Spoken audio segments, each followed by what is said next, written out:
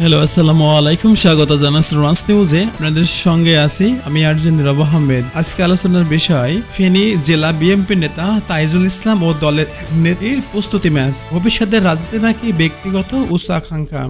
ফেনীতে আলোচনার কেন্দ্রবিন্দুতে এক বিএনপির এক অদ্ভুত ঘটনাকে ঘিরে দলের স্থানীয় নেতা তাইজুল ইসলাম ও এক নেত্রীর মধ্যকার তথাকথিত প্রস্তুতি ম্যাচ।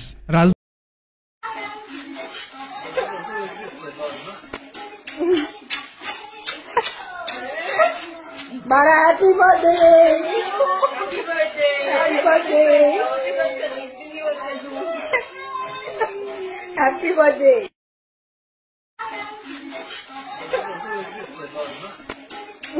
Happy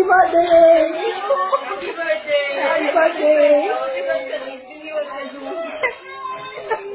Happy birthday! রাজনৈতিক পরিমণ্ডলে অনেক প্রশ্ন তুলেছে। এটি কি কেবল দলীয় অভ্যন্তরীণ প্রস্তুতি নাকি ভবিষ্যতে সংরক্ষিত নারী আসনের জন্য প্রার্থীতে যাচাইয়ের এক অভিনব পরীক্ষা? স্থানীয় সূত্র জানায়, ফেনী জেলার বিএনপি নেতা তাইজুল ইসলাম সম্প্রতি দলের এক নেত্রীর সঙ্গে রাজনৈতিক কার্যক্রমের নামে একাধিক বৈঠক, সভা বা প্রচারণার অংশ নিয়েছে। বিএনপির ভেতরে বা বাইরে এ নিয়ে নানান আলোচনা চলছে। কেউ বলছেন এটা রাজনৈতিক কৌশল, কেউ বা বলছেন ব্যক্তিগত প্রচারণা। দলের অভ্যন্তরীণ গুঞ্জন আসন্ন নির্বাচনের সংরক্ষিত নারী আসনের জন্য একাধিক প্রার্থী প্রস্তুতি নিচ্ছেন, যাদের মধ্যে এই নেত্রী অন্যতম। তাইজুল ইসলামের মনোরঞ্জন করছেন তার ঘনিষ্ঠ রাজনৈতিক যোগাযোগ ভবিষ্যতের প্রার্থী নির্ধারণের প্রভাব ফেলতে পারে বলে অনেকে ধারণা করছেন।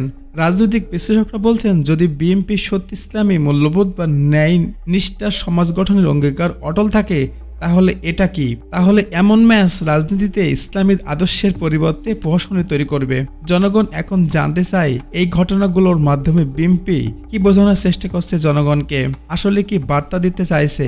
আদর্শিক পরিবর্তন নাকি ক্ষমতার রাজনীতি, ভাগ বাটোয়ারা বা ভোগের বিলাসিতা?